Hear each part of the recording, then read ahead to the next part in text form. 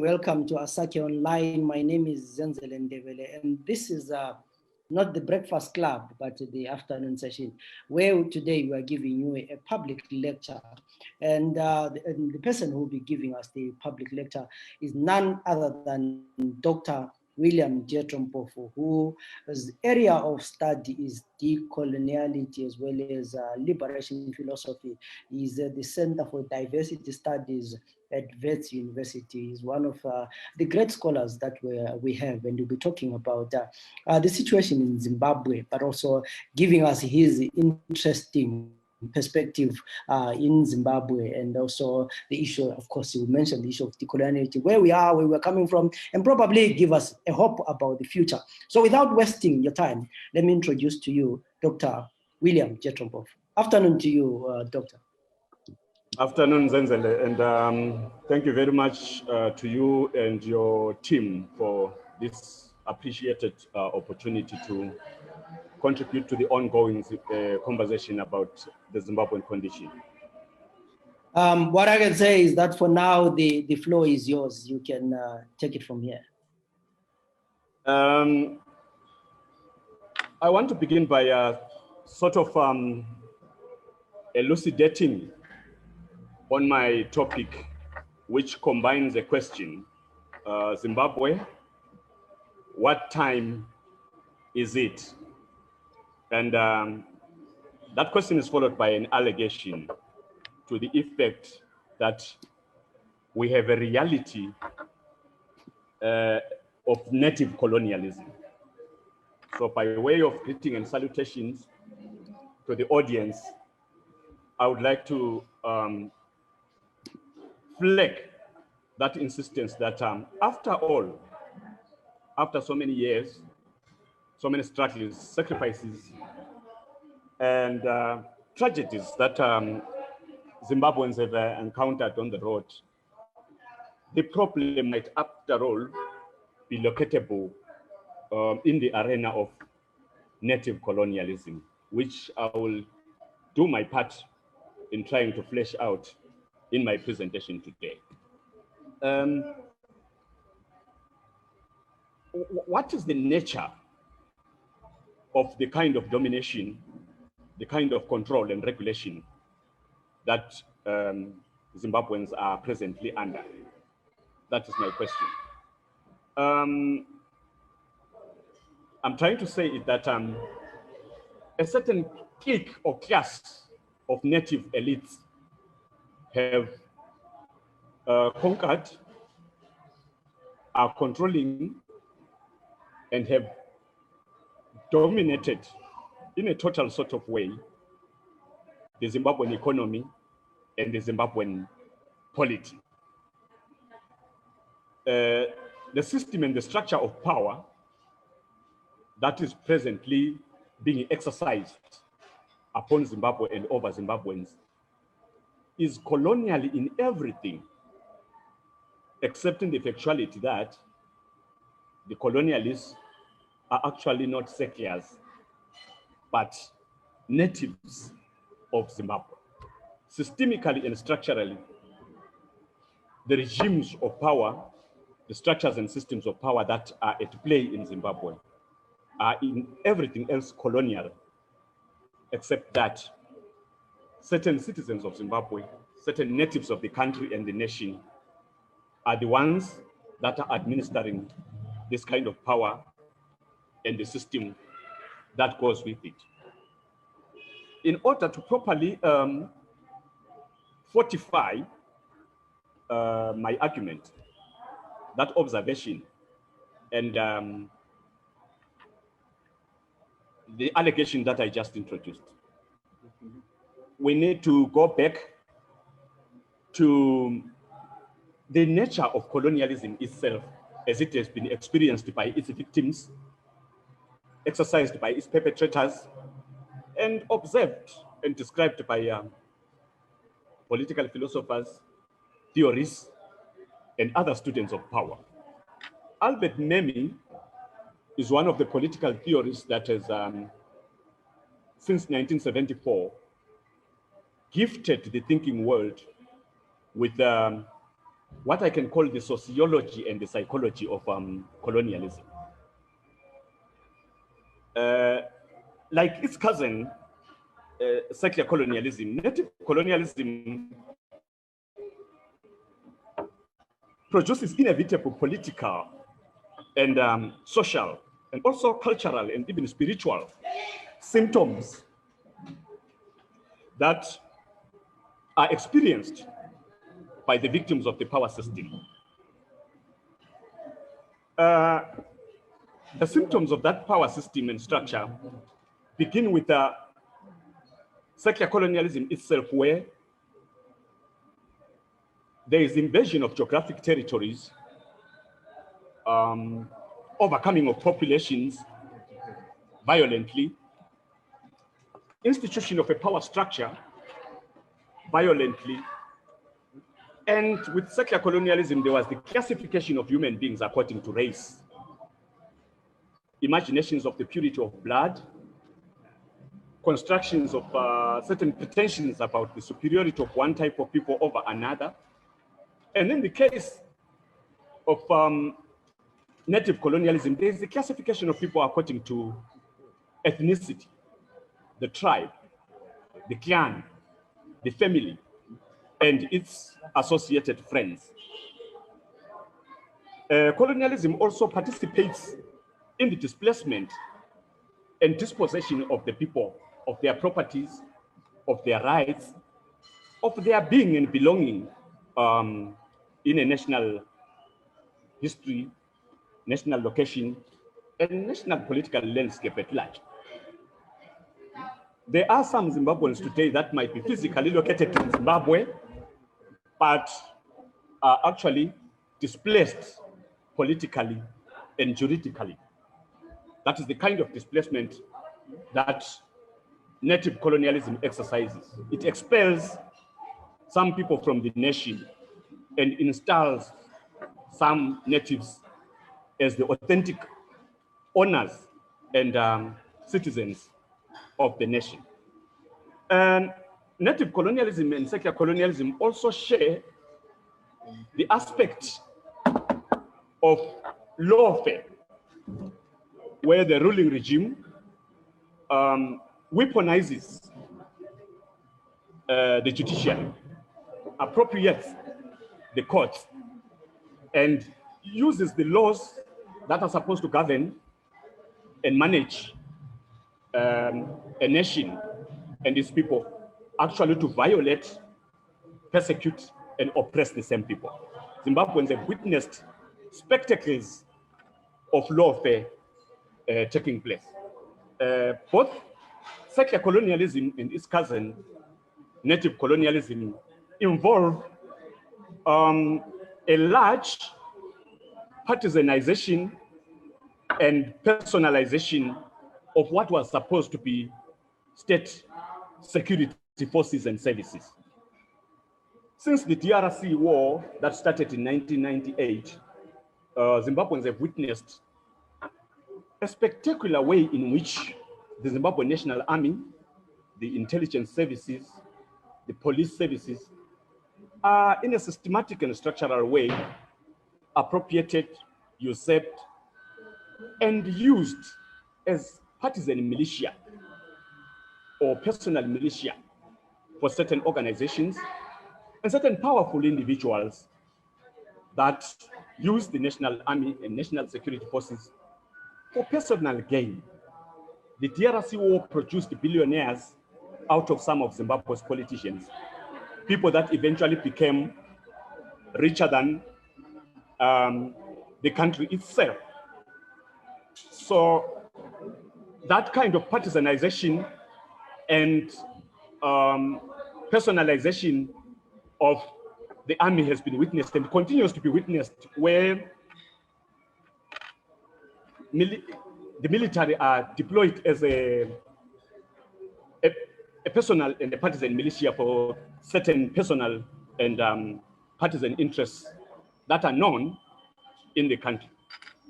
Native colonialism and secular colonialism also produce toxic power relations between the rulers and the ruled. There is no governing but there is rule. Government becomes the enemy of the people, and the people are treated as the enemies of the government.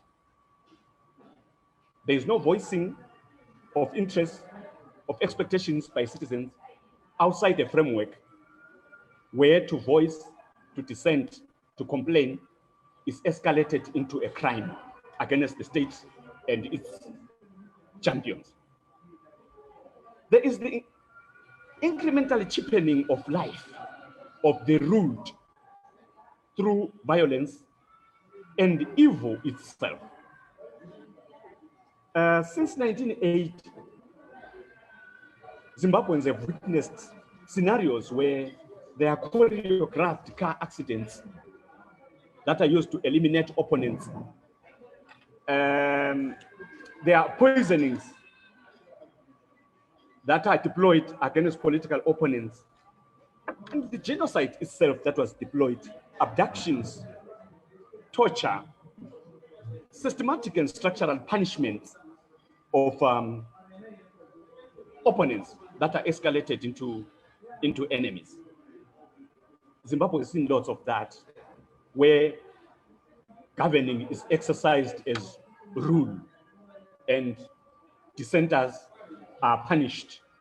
Those that do not support the regime and its interest are penalized. And human life is cheapened. You have heard how in the present,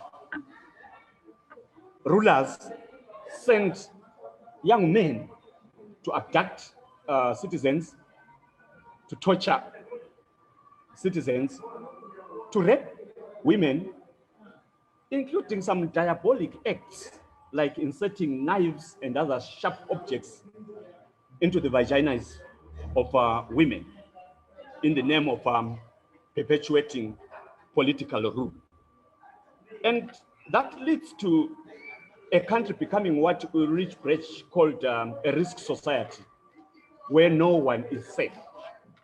The leaders are afraid of the people, and the people are afraid of leaders, and the worst can happen any moment.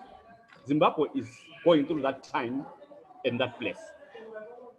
There's also the collapse of politics itself as agonistic and civilized competition for power, and the rise of politics as war.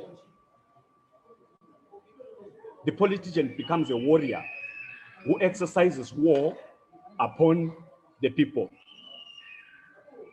That is where we have become hunted and haunted citizens that are afraid of those that are supposed to be protecting us and enabling a political and social environment in the country that enables freedoms. Behind all these symptoms and signs of native and secular colonialism,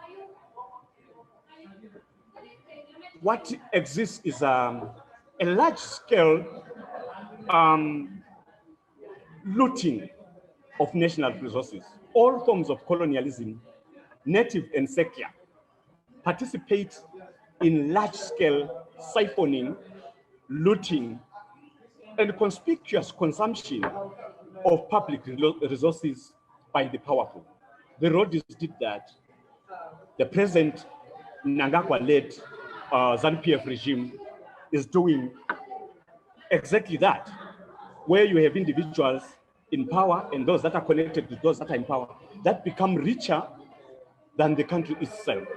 And these people exercise power, consume resources, and perform themselves in the country with spectacular impunity. That is what is happening. Zimbabwe is going through that time, and that is happening in that place.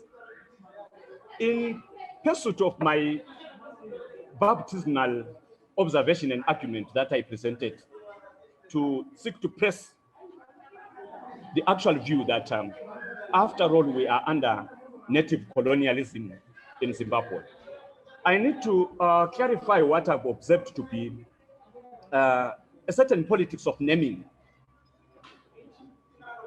where through certain important episodes of political life in Zimbabwe, we have not been able to name our moment and name it correctly.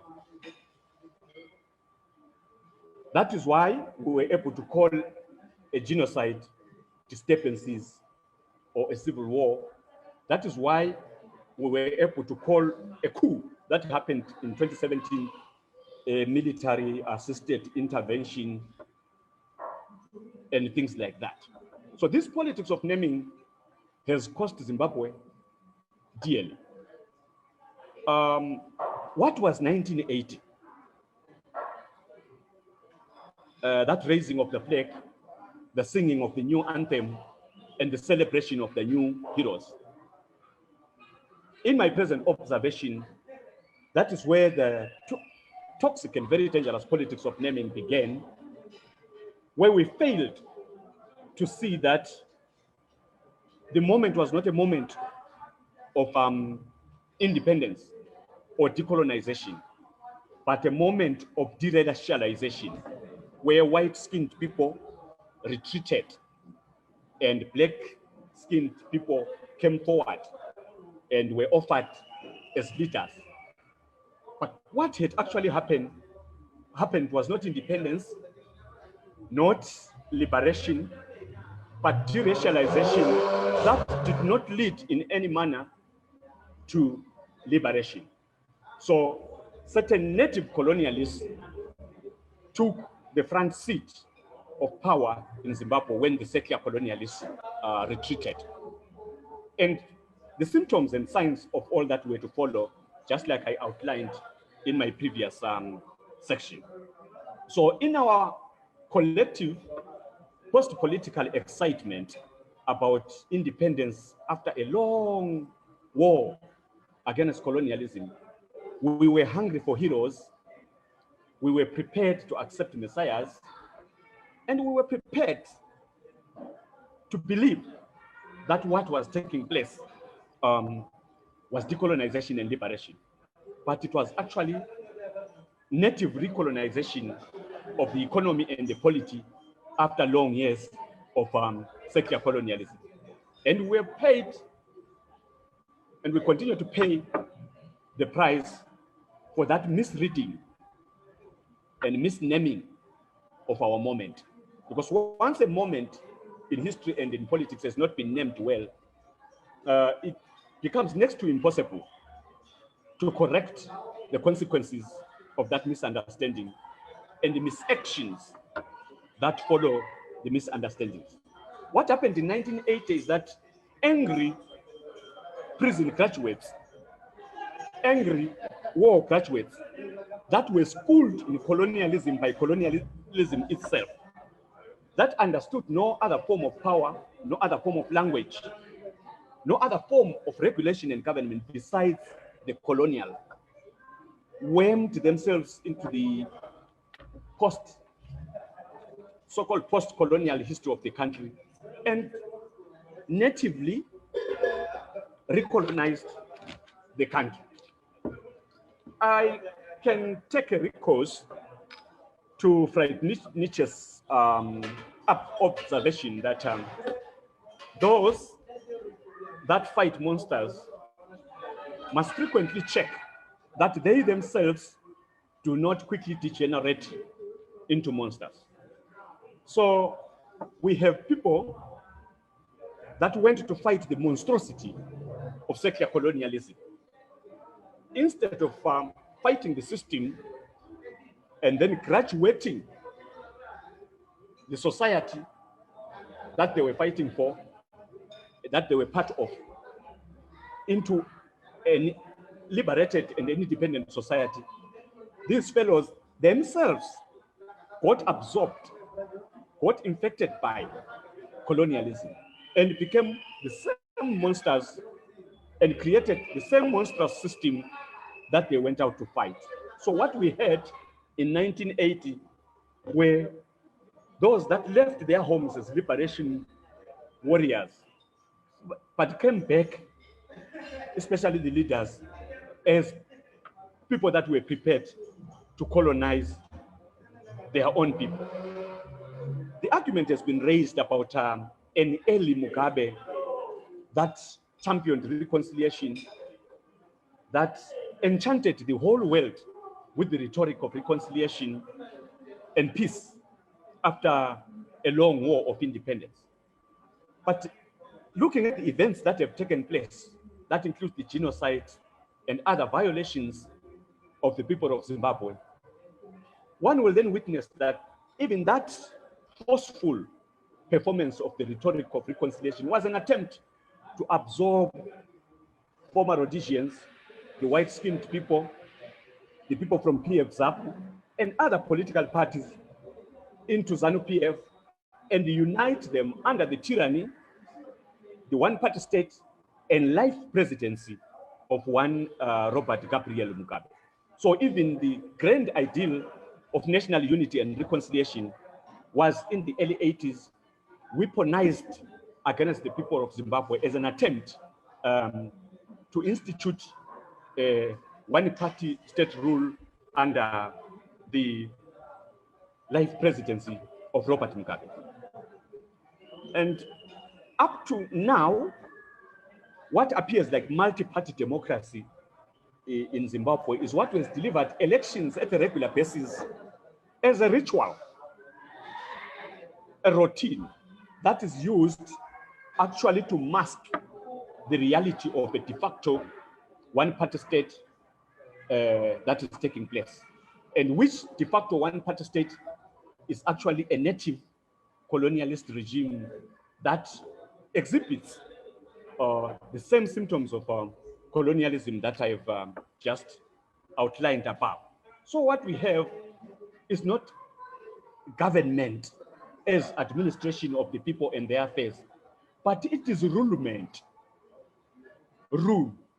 That's why you frequently encounter in the vocabulary of the regime and its flatterers and sycophants such words as kutonga, chinu chetu, into yetu. It's because what is happening is rule, not government. So given that, what is the name and the nature of our present struggle? Once we have understood the nature of our domination, the character of our conquest, and the type of control that we are under, it's worth the while to then ponder what exactly is the name of the struggle that must be fought. We have not named the nature of our domination correctly, and therefore we have been fighting, in my argument, the wrong struggle for a good 40 years. Simplistically, we've been thinking that we are fighting a struggle that is a struggle for democracy in Zimbabwe. But it is not a struggle for democracy against a tyrannical regime. Tyranny and despotism are only a characteristic of the present regime, not its character, not its nature, not its identity. Tyranny is only one of its many qualities. It is a native colonialist regime in actuality. It is not even a struggle for human rights. Dehumanization of the ruled, abuse of human rights are just part of the assortment of characteristics, qualities, and habits of native and secular colonialist regimes. They do not give the regime its identity. As I said above, it's not even a struggle for multi-party democracy.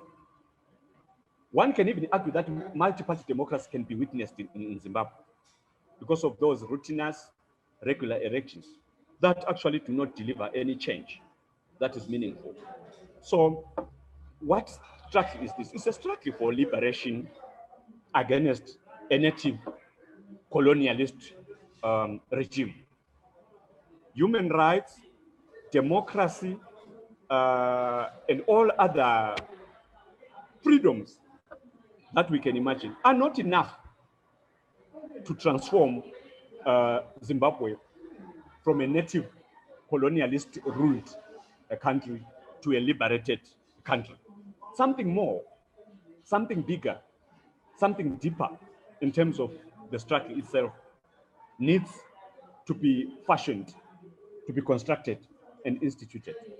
Otherwise, that is why for a good 40 years, Zimbabweans have been dancing in circles and experiencing what can be called repetition without change. It's because we have not named, defined, and understood the nature of our conquest, of our domination and control. Hence, we've been in the main fighting what can indeed be called a wrong struggle. And how did this come by? We need to look at how, in order to understand the nature of the native colonialist system that is in place in Zimbabwe, we need to attempt some understanding of how Zimbabwe's war of liberation itself was colonized. The troubling condition of Zimbabwe shows that those people that left their homes, the young men and women, to fight against the secular colonialist regime, left as freedom fighters.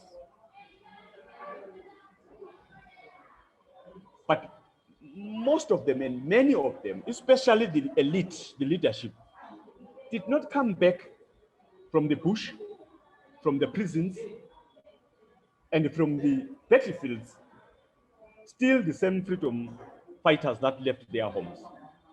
They came back with another sensibility, with a certain will to power, and another appetite for power and domination.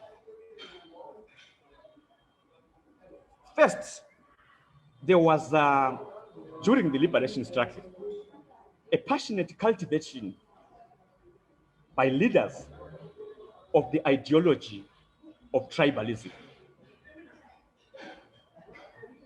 From the split of ZAPU in 1963 through the assassination of Herbert Chitepo in 1975 there, the killing of Zipra cadres in Morogoro and Mgagao in 1975 and 1972,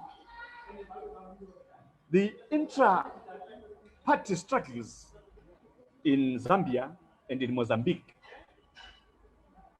they developed within the liberation movement what Masipula Stole called struggles within the struggle that were fueled by ethnic passions, ethnic hatreds, and tribal animosities. And the cultivation of what Ngwabi Pepe described as the systemic way in which young women and young men in the struggle were taught how to hate. And at a philosophical and psychological level, there's a way in which the leaders of the liberation movement began to learn from the colonizer. And in a Fanonian sort of way, some leaders, such as Robert Mugabe, began to admire the power of the colonizer to an extent that, as Fanon said, they could only aspire to imitate the colonizer when power was given to them. It is during that liberation war that succession in leadership positions came to happen through killings and eliminations and cruel exercise of violence in the bush. There was, especially in the Zanla camp, crushing of internal dissent by cold-blooded shootings and other forms of torture that we are witnessing in Zimbabwe in the present.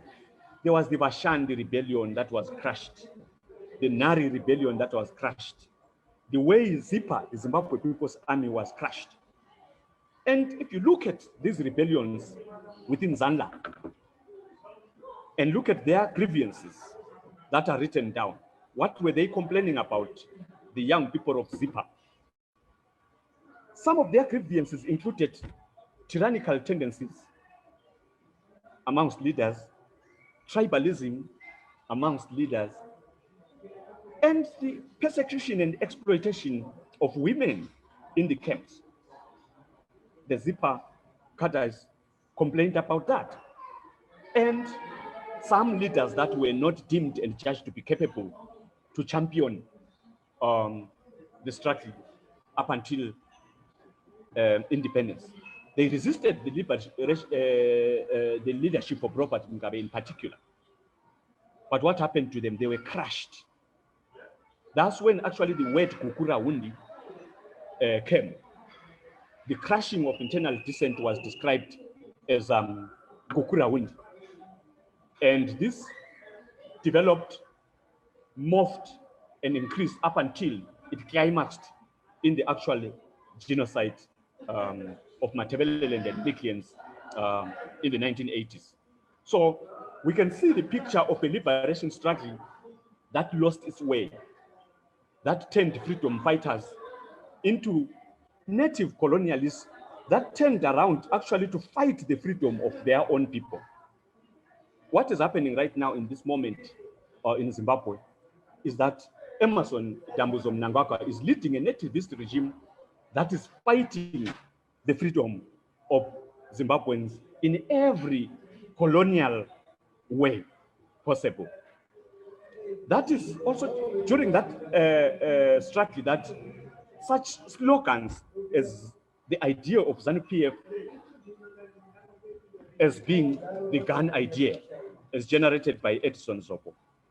ZANU-PF in Europa, and Mugabe spoke about the acts of ZANU-PF that will descend on the necks, on the necks of those that dissent, that disagree with us, that do not want to support us. So it is those prison graduates, those war graduates, those badly scarred graduates that came back into Zimbabwe not ready for any democratic leadership, but for another form of colonialism. They had internalized the colonial war and the colonial system, and they were only ready to discharge it against Zimbabweans. At this juncture, Zenzele, I think one cannot exhaust the argument of the nature of native colonialism in Zimbabwe without describing the arch-native colonialist himself, that was Robert Mugabe. Because everything that we are going through now, what is being done by the present regime, has its connections to the kind of person that Robert Mugabe was. This man joined the struggle as a teacher that had come from Ghana. In 1960, there was this rally of the NDP in Highfield. He was just invited into the podium to speak as an eloquent and fluent, traveled and educated young man. These NDP leaders said, since you have seen independent Ghana, can you breathe into our people the spirit? And then he came onto the stage carrying what Miles Tandy calls Edwardian English, and enchanted the crowd into a frenzy. And people thought they had found a leader. And then he realized that he had people to lead. So you had an educated class that usurped positions in the leadership of the liberation struggle, instrumentalizing their advantage of education and travel. So fast forward, when Mugabe and Tekere arrived in Mozambique in 1975, Samora Machel was acutely suspicious of Mugabe in particular. And he confronted him and said, are you not Smith's spy? Tongo Kara nearly punched, physically punched Tekere with blows for bringing a sellout into the guerrilla camps. And Machel actually organized a kind of detention of Mugabe in Kwela mine because he was suspected to be a Rhodesian spy and someone that was not equipped with the resources, intellectual and otherwise, of a liberation struggle. But eventually Solomon Muturu used to force to impose Robert Mugabe on the guerrillas in Mozambique. first milestone discloses because Mugabe was his Mzukuru, and also that they were fellow Zezurus. Besides the force that Solomon Mchuru, he deployed persuasion to compel Samora Machel to eventually accept Mugabe as a leader.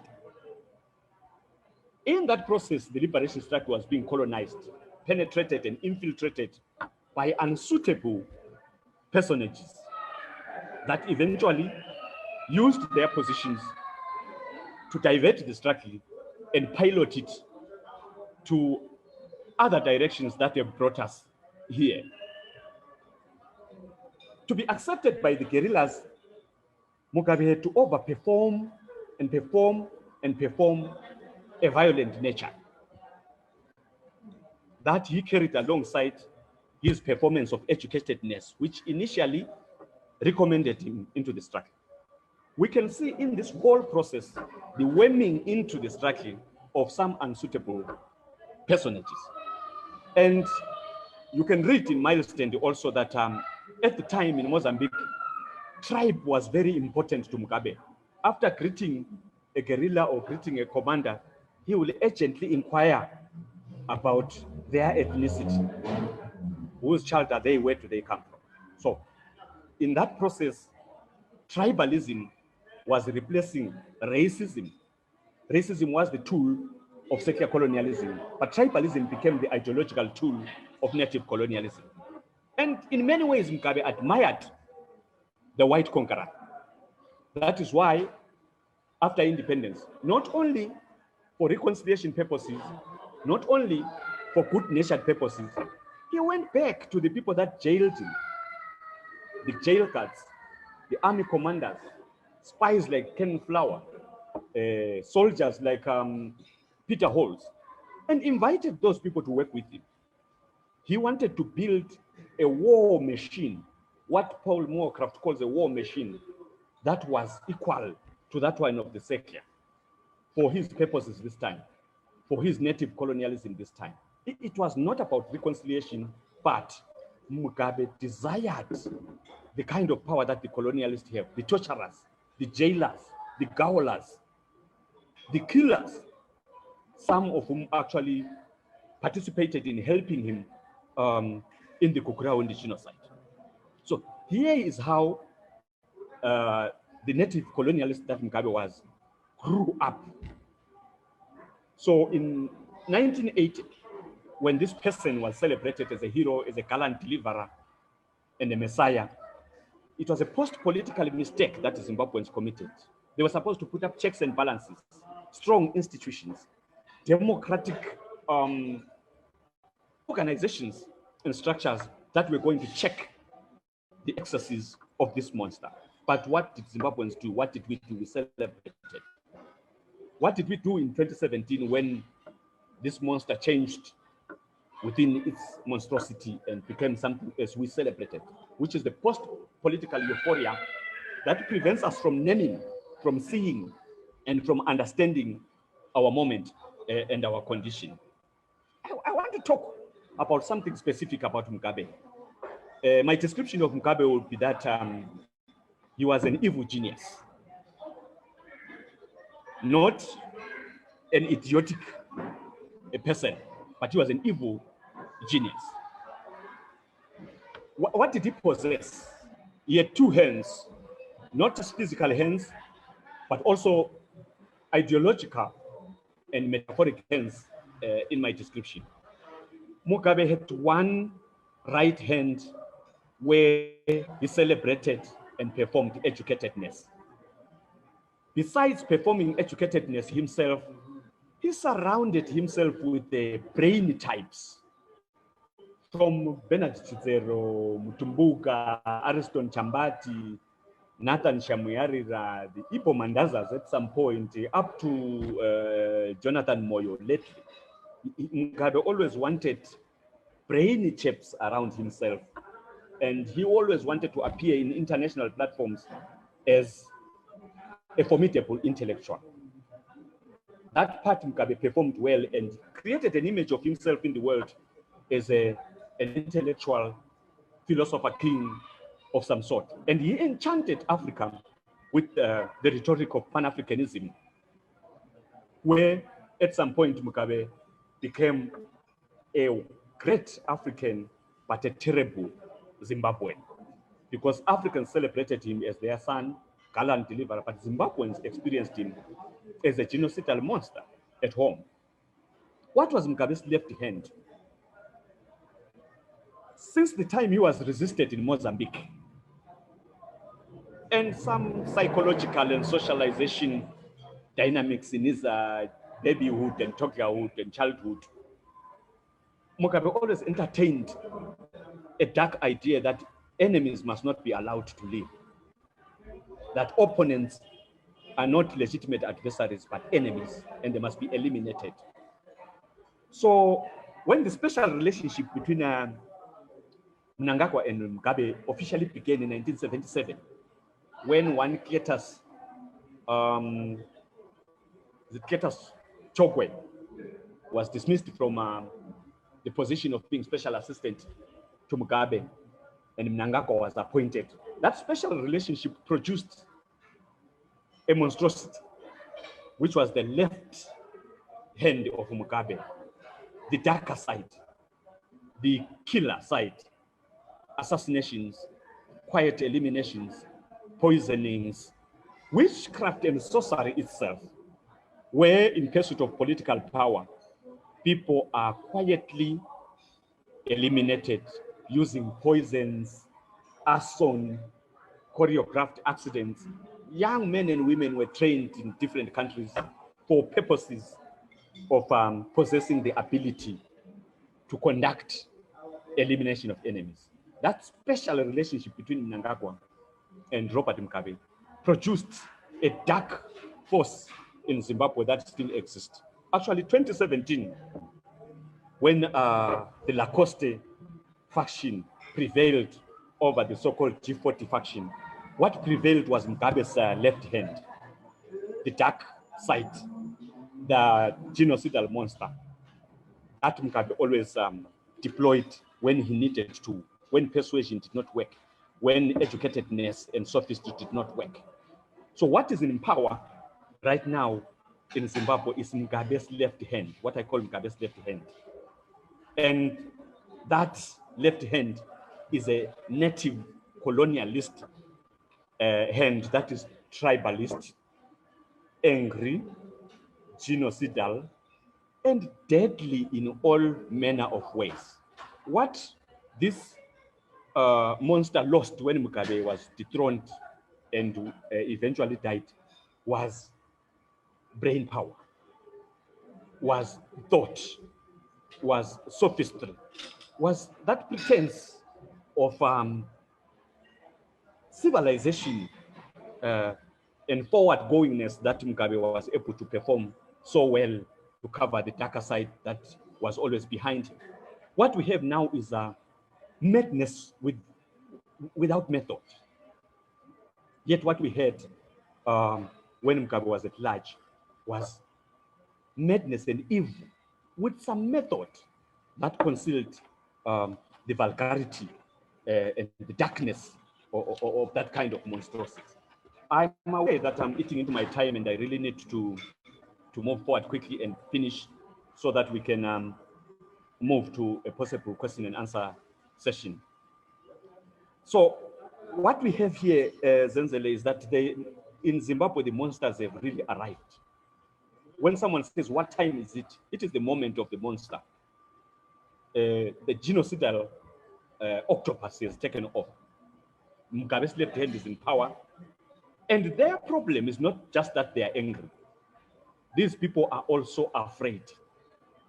They've committed so many crimes, committed so many bodies to the mass graves, stolen so much money. They are richer than the country, and they know the people are angry. They can't exist outside power. There is fear of the people. Never mind the speeches, ululating on the podium, celebrating death, threatening violence. Deep inside, this monster is afraid. What they do not have for brains, for thought, and for knowledge, they cover up with vulgarity, with obscenity, with grotesque presentation, like we witnessed Monica Mtswangwa addressing the Catholic Bishops' Conference. like what you witness when SP Moyo speaks to the world. Speaks as if he speaks from a superpower when he's speaking from a pathetic tin pot despotism that actually needs the help of the world and cannot afford to be arrogant against South Africa and any other neighbor in the region or in the world itself. Since the DRC war, these people have accumulated ill-gotten wealth, which they cannot protect outside power. So they must remain in power to guard these ill-gotten gains. They know no other language except violence, torture, and the killings. Zimbabweans witnessed recently a video that circulates online up to now. Mnangagwa actually saying publicly, we are the army, we are the police, we are the CIO, we are everything. Reading from the actual handbook and manifesto of fascism. What else are you asking for? Here is a native colonialist regime telling you that forget separation of powers, forget rule of law. The party is the army, the party is the police, the party is the intelligence, and no one can do anything about it. So we have a native colonialist regime that has developed those wings of impunity. They are guilty and therefore they are afraid. They are afraid because of the crimes, because of the sins, because of the mega theft over a period of time. So they are everything colonial and everything nativist. Can I steal 2 minutes, Zenzele, of this time to, we Zimbabweans in love of way forwards. That's why Zimbabwe is perhaps the greatest number of prophets in Africa. We want to hear the unknown possibilities, what might come our way. Given the kind of individuals that are in power, what they are capable of, and what they believe in doing, and the only language that they understand. This is what stands before Zimbabweans. I said it in other platforms some years ago, before 2017, that Zimbabwe will have 3 coups. The first one has taken place in 2017. The next one will take place again, and it will be internal.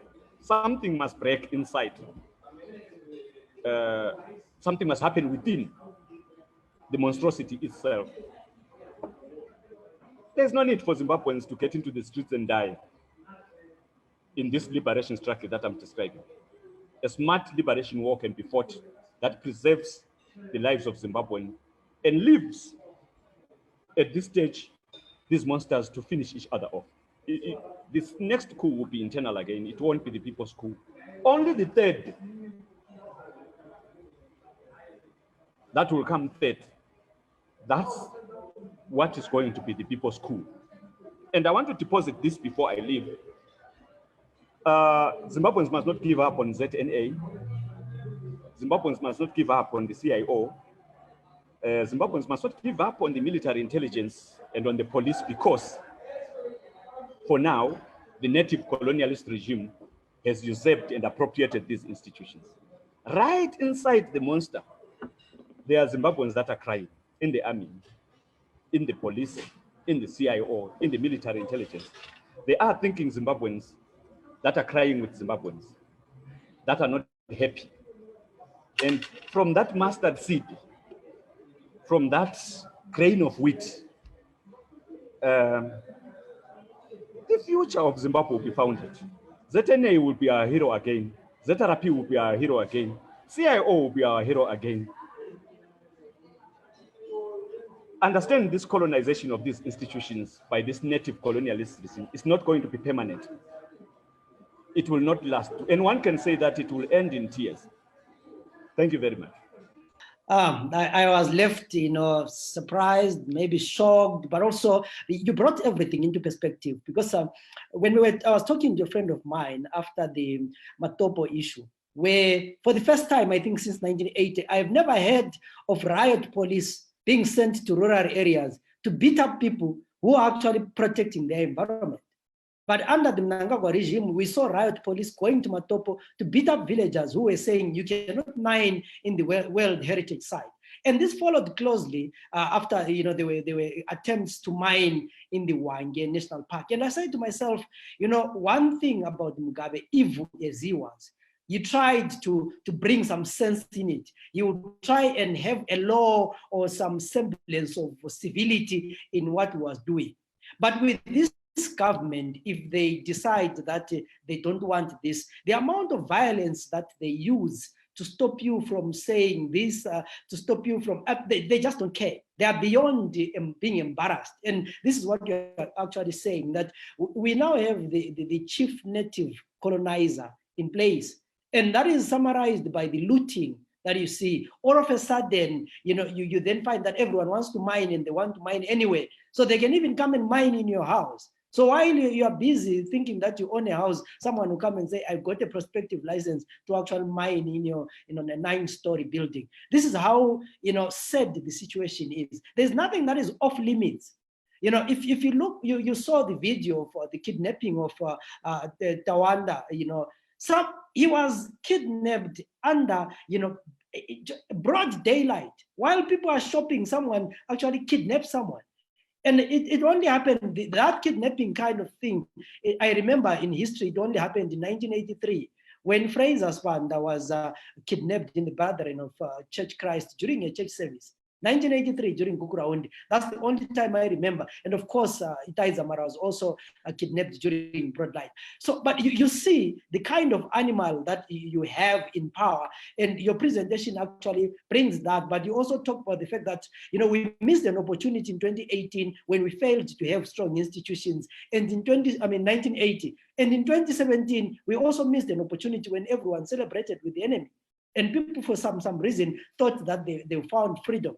So I want to open up for questions for those who with questions and say, Dr. Jethro Mpofu says, this government lacks philosophy. They're just blunt. So, but there's someone who says, what has sustained this government is the military. The military has the power to change the votes or government. The military is standing between ZANU-PF and the people. How are we really going to pass this? Maybe that would be a question that you can also answer. Returnees diaspora, when they come back, I'm not sure what, maybe there's a question that I missed there from Shepard. But maybe, and of course, Dr. Shepard is saying you predicted the coup in 2015, and what is the prediction of the future? You've already talked about that. But like someone is asking here, that what stands between freedom? What sustains this native colonizer is the military. And is there a way that people can do to reform the military?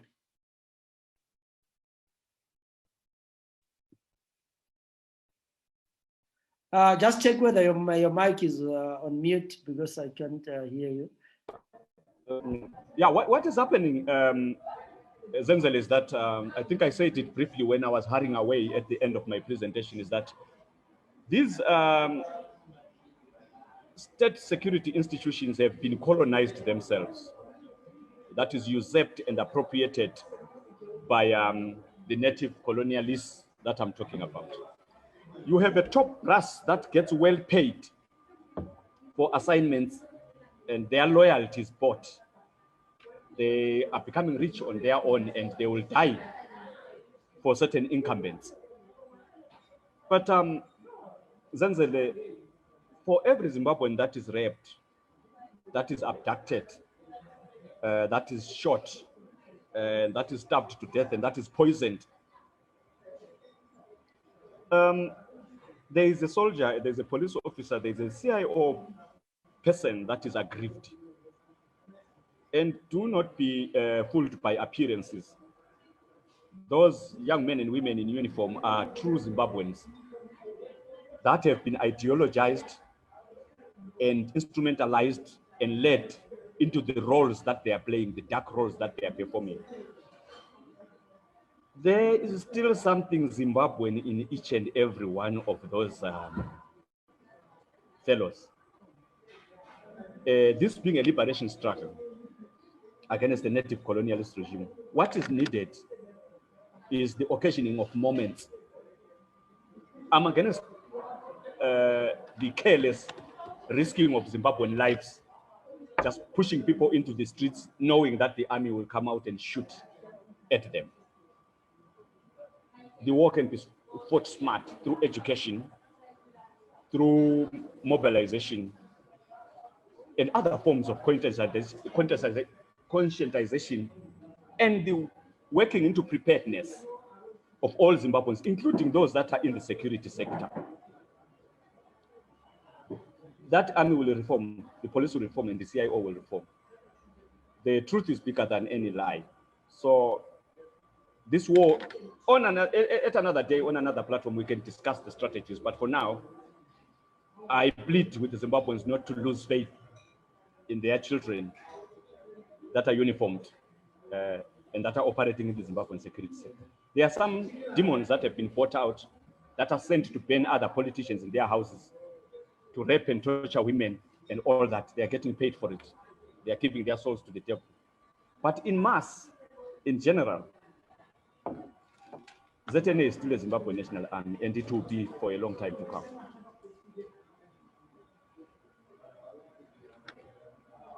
Yeah, there's a question from Dr. Shepard. It says, what is your view when it comes to the people in the diaspora? You think when they come back, it shall be another, confrontation, more like between, those who are returning and those who are at home? I seem to be losing you, Zenzele. I don't know what's happening to your connectivity. Okay, I'm not sure whether I'm now clear, but I was saying there's a question from Dr. Shepard. And he was asking, they said, what is your view of the returning colonizers, people in the diaspora? Your connectivity is difficult. Hello, can you hear me now? A little better. Okay, yeah, I think there was a bit of connectivity there. Yeah. There is a question from Dr. Shepard. And he's saying, what's your view of the when it comes to the returning of colonizers again? Yeah, that is a worthwhile question to ask, but the Zimbabwean diaspora means a lot to the Zimbabwean mainland, in that part of the survival of Zimbabweans from this catastrophe over a long period of time has been thanks to the big diaspora that is there. I don't think the relations between the diaspora and the mainland will degenerate into relations of colonizers, arrivants, settlers, and other natives. I think the diaspora has been created by exigencies. Zimbabweans love their country. They have not left because they want to live, but because they have to live. So I don't see those relations collapsing into toxicity anytime soon. But there will always be that social friction between the outsiders and the insiders that belong to the same country. That's my view. Then another question, I will take two questions, then end it. The other question is, do you think GNU is a potential solution? The government of national unity, do you think it's a potential solution? Definitely, but not a repetition of what we have seen before. We have to, that GNU was only instrumentalized and weaponized by Mugabe and his nativist regime to fortify their colonization and control of Zimbabwe. Unity was once again there, used for purposes of evil.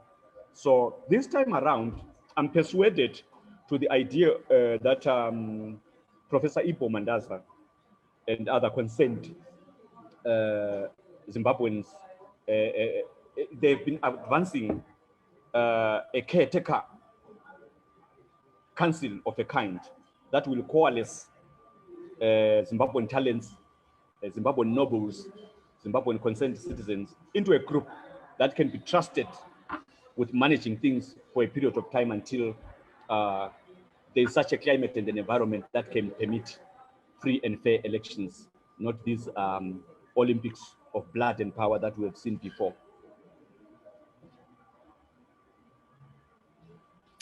Okay, I mean, we do have a lot of questions and comments, but we will, I mean, we will end it here. And I'll give you this opportunity to actually summarize. And like you said, we will give you the opportunity to be a prophet and give hope. Thank you, Zenzele. It's not prophecy, but projection. It's all looking dark in Zimbabwe. The people are afraid. The leaders will not admit it, but they are also afraid. What actually Mbembe calls the post-colony, where leaders come out to be obscene, to be vulgar, and to be grotesque. That's what we're going through. That's what is happening. But in the thickest of the darkness, that's where the hope will germinate. Zimbabwe will be up again, and that will happen because of Zimbabweans. So Zimbabweans must trust themselves, trust their own, and be clear about what is happening, which is native colonialism, and then cultivate this liberation struggle that I'm talking about, which needs its own strategies. And then, and only then, will Zimbabwe be recovered from this monstrous colonialist and nativist regime that is in power in the present. Thank you very much, Zenzele, for this opportunity. I would like to thank you, Dr. William, for this exciting, very insightful lecture where you are actually talking about the native colonialists, and you actually helped us understand our situation in Zimbabwe, where we're coming, and probably, you know, the dark years that lie ahead. This was quite informative and really insightful, and thank you very much. And we wish you a very good day. And for those who are following on Facebook, thank you very much for the comments and for the questions. We could not take every question because of time, but we'd like you to like our page on site, share it so that those who are not able to join us can actually see it as well and learn from it. And thank you very much. We will meet you again next month. We are planning more lectures of this kind. We are going to invite the likes of Miles Tendi and many others to come and give, because we want to have ideas, share ideas, and talk about many things. My name is Zenzele Ndebele.